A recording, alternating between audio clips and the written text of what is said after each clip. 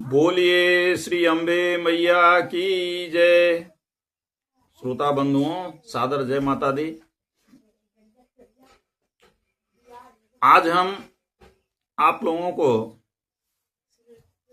9वें अध्याय का कथा सुनाने का प्रयास कर रहा हूं। आज नवरात्र का 7वां दिन है, परंतु बंधुओं, श्री दुर्गा सप्तशती का कुल 13 अध्याय है, जो पूरे 9 दिन में हमें पूरा करके कथा को सुनाना है। इसलिए आज आपको 9वां अध्याय और 10वां अध्याय दोनों का कथा आप लोगों के समक्ष सुनाने का प्रयास कर रहा हूं। आप सब सुने, अवश्य ही माता रानी का कृपा आप लोगों को मिलेगा।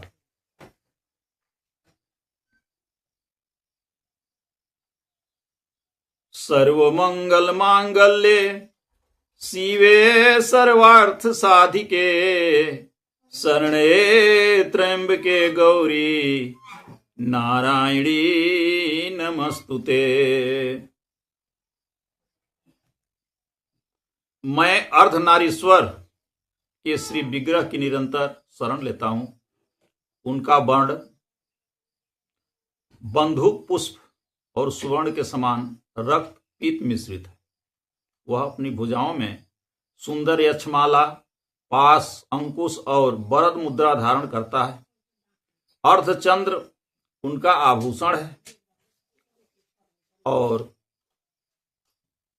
3 नेत्रों से सुशोभित है।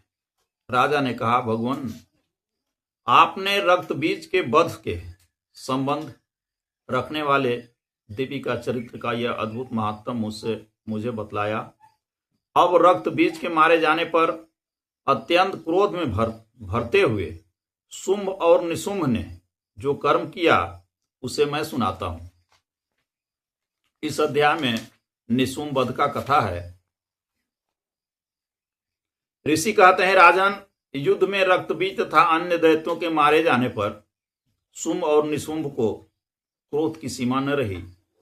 अपनी विशाल सेना इस प्रकार मारी जाती देख निशुंभ क्रोध में भरकर देवी की ओर दौड़ा। उसके साथ असुरों की प्रधान सेना थी।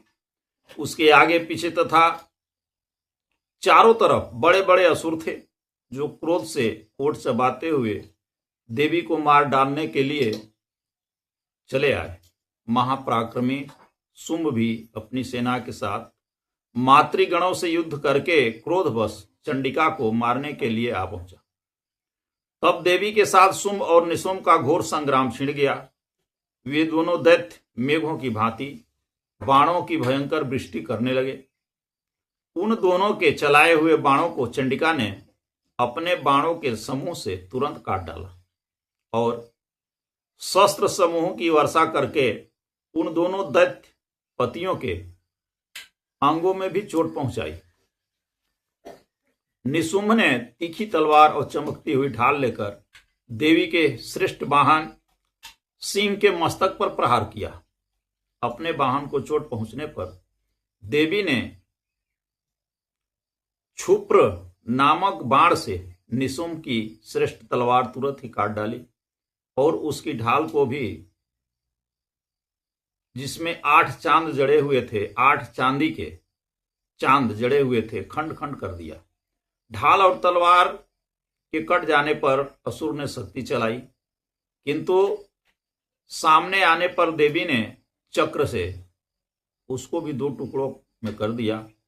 अब तो निशुंभ क्रोध से जल उठा और उस दानव ने देवी को मारने के लिए शूल उठाया, किंतु देवी के समीप आने पर उसे भी मुक्के से मारकर चूर्ण कर दिया। तब उसने गदा घुमाकर माता चंडी के ऊपर चलाई, परंतु वह भी देवी के त्रिशूल से कटकर भस्म हो गई। तदंतर दैत्यराज निशुंभ फरसा हाथ में लेकर आते देख देवी ने बाण समूहों से घायल कर पृथ्वी पर सुला दिया। उस भयंकर पराक्रमी भाई निशुंभ के धराशायी हो जाने पर शुंभ को बड़ा क्रोध हुआ और अंबिका का वध करने के लिए वह आगे बढ़ा। रथ पर बैठे बैठे ही उत्तम आयुधों से सुशोभित अपनी बड़ी बड़ी 8 अनुपम भुजाओं से समूचे आकाश को ढककर वह अद्भुत शोभा पाने लगा। उसे आते देख देवी ने शंख बजाया और धनुष की प्रत्यंचा भी अत्यंत दुस्सह शब्द किया। साथ ही अपने घंटे के शब्द से जो समस्त दैत्य सैनिकों को तेज का नष्ट करने वाला था, संपूर्ण दिशाओं को व्याप्त कर दिया। तदंतर सिंह ने भी अपनी दहाड़ से, जिसे सुनकर बड़े बड़े गजराजों का महान मद चूर हो जाता है, आकर पृथ्वी और 10 दिशाओं को गुंजा दिया। फिर काली ने आकाश में उछलकर अपने दोनों हाथों से पृथ्वी पर आघात किया। उससे ऐसा भयंकर शब्द हुआ जिससे पहले के सभी शब्द शांत हो गए। तत्पश्चात शिवदूती ने दैत्यों के लिए अमंगलजनक अट्टहास किया। इन शब्दों को सुनकर समस्त असुर थर्रा उठे, किंतु शुंभ को बड़ा क्रोध हुआ। उस समय देवी ने जब शुंभ को लक्ष्य करके कहा, ओ दुरात्मन, खड़ा रह, खड़ा रह, तभी आकाश में खड़े हुए देवता बोल उठे कि मां की जय हो, जय हो, जय हो। शुंभ ने वहां आकर ज्वालाओं से युक्त अत्यंत भयानक शक्ति चलाई। अग्निमय पर्वत के समान आती हुई उस शक्ति को देवी ने बड़े भारी लुके से दूर हटा दिया। उस समय शुंभ के सिंहनाद से तीनों लोग गूंज उठे। राजन, उसकी प्रतिध्वनि से वज्रापात के समान भयानक शब्द हुआ जिसने अन्य सब शब्दों को जीत लिया। शुंभ के चलाए हुए बाणों के देवी ने और देवी के चलाए हुए बाणों के शुंभ ने अपने भयंकर बाणों द्वारा सैकड़ों और हजारों टुकड़े कर दिए। तब क्रोध में भरी हुई चंडिका ने शुंभ को शूल से मारा। उसके आघात से मूर्छित हो वह पृथ्वी पर गिर पड़ा। इतने में ही निशुंभ को चेतना हुई और उसने धनुष हाथ में लेकर बाणों द्वारा देवी काली तथा सिंह को घायल कर डाला।